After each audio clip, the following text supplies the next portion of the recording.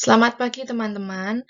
Perkenalkan, nama saya Reza Fitriana, mahasiswa PPG Prajabatan Universitas Sanata Dharma, Program Studi Guru Sekolah Dasar kelas D. Pada kesempatan kali ini, saya akan mempresentasikan mengenai panduan observasi peserta didik yang telah saya buat guna memenuhi tugas mata kuliah pemahaman peserta didik dan pembelajarannya. Panduan observasi ini saya gunakan untuk mengobservasi peserta didik di kelas 1 SD Kanisius Kota Baru, Yogyakarta. Berikut ini merupakan aspek karakteristik peserta didik, yang mana aspek-aspek ini saya adopsi dari topik 2 mengenai teori perkembangan peserta didik dan juga topik 3 mengenai profiling peserta didik. Berikut ini merupakan aspek karakteristik peserta didik yang saya gunakan.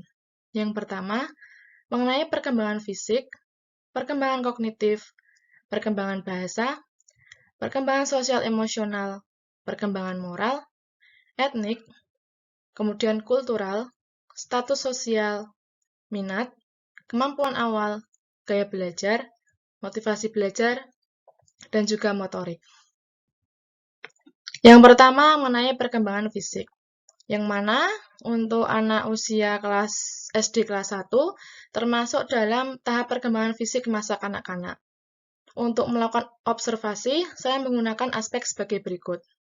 Yang pertama, berat badan peserta didik sesuai dengan tingkat usianya, yaitu kurang lebih 20 kg. Yang kedua, peserta didik memiliki tinggi badan sesuai dengan tingkat usianya, kurang lebih 115 cm. Yang ketiga, peserta didik aktif dalam melakukan aktivitas fisik. Yang keempat, peserta didik memiliki daya tahan tubuh yang baik, misalnya seperti tidak mudah lelah. Kemudian, peserta didik memiliki kemampuan menampilkan pola gerakan yang rumit, seperti menari, melempar bola, maupun bermain alat musik. Yang kedua, mengenai perkembangan kognitif. Aspek ini saya adopsi dari teori Piaget, yang mana untuk usia anak 7-11 tahun termasuk dalam tahapan operasional konkret. Untuk melakukan observasi, saya menggunakan aspek sebagai berikut. Yang pertama, peserta didik mampu memahami sesuatu dengan benda konkret. Yang kedua, peserta didik sudah menunjukkan cara berpikir secara logis. Yang ketiga, peserta didik sudah mampu belajar membaca dan juga berhitung. Keempat, peserta didik sudah mampu mengelompokkan dan mengurutkan sesuai bentuk maupun warna. Yang kelima, peserta didik memiliki kemampuan berpikir imajinatif dan dapat menggali objek atau situasi lebih banyak untuk memecahkan masalah meskipun masih secara sederhana. Yang keenam, peserta didik mampu mengklasifikasi benda, misalkan berdasarkan warna dan juga bentuknya. Kemudian, peserta didik mampu menyelesaikan masalah secara konkret dan sistematis berdasarkan apa yang mereka terima dari lingkungannya. Kemudian yang ketiga, mengenai perkembangan bahasa. Aspek yang saya gunakan yang pertama, kemampuan perbendaharaan kata peserta didik baik. Yang kedua, kemampuan peserta didik dalam berbicara dan memahami bahasa. Yang ketiga, peserta didik sudah mampu melakukan komunikasi dengan baik secara lisan maupun tulisan. Yang keempat, peserta didik mengungkapkan perasaan melalui kata-kata. Yang keempat, mengenai perkembangan sosial emosional.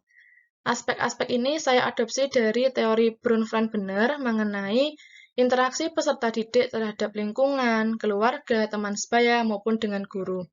Kemudian saya adopsi juga teori dari Erikson, yang mana untuk perkembangan sosial emosional anak tahap usia 7-11 tahun termasuk ke dalam tahap industri versus inferioritas. Untuk mengobservasinya, saya menggunakan aspek yang pertama, peserta didik melakukan interaksi dengan teman sebaya dan juga guru. Yang kedua, peserta didik mampu bekerja sama dengan teman sebaya. Yang ketiga, peserta didik mampu bersaing dengan anak yang lainnya. Yang keempat, peserta didik mengekspresikan diri dalam kegiatan belajar. Selanjutnya, peserta didik memiliki semangat tinggi dalam kegiatan pembelajaran. Yang keenam, peserta didik tampil untuk memperoleh pengakuan dari lingkungan.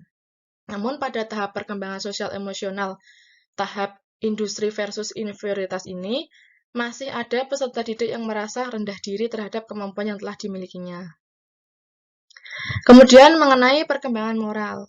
Untuk melakukan observasi, saya menggunakan aspek yang pertama, peserta didik memahami hal baik dan buruk atau benar dan salah melalui budaya sebagai dasar dalam peletakan nilai moral. Yang kedua, rasa egosentris pada anak, yaitu kebaikan adalah seperti apa yang saya mau. Rasa cinta dan kasih sayang akan menolong memahami tentang kebaikan. Jadi, dengan mengetahui egosentris anak, kita dapat mengetahui bagaimana peserta didik itu saling memberi kasih sayang dan tolong-menolong terhadap teman yang lainnya.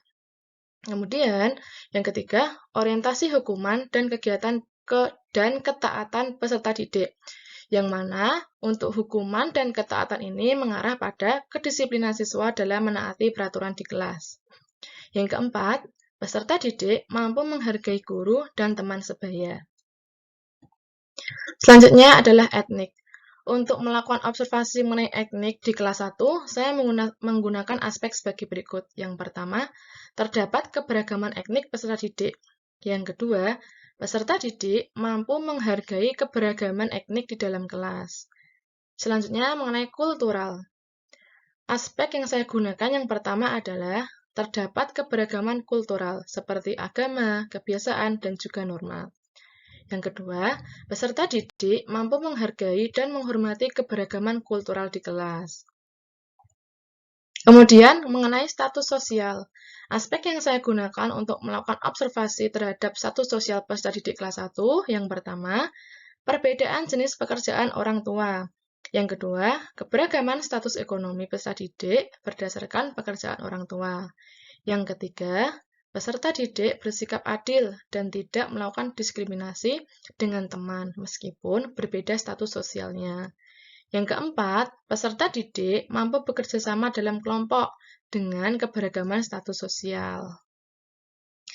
Yang selanjutnya mengenai minat. Untuk mengetahui minat peserta didik di kelas 1, saya menggunakan aspek yang pertama, peserta didik memiliki ketertarikan dengan pembelajaran di kelas. Yang kedua, peserta didik memperhatikan penjelasan guru. Kemudian, peserta didik terlibat aktif dalam kegiatan pembelajaran.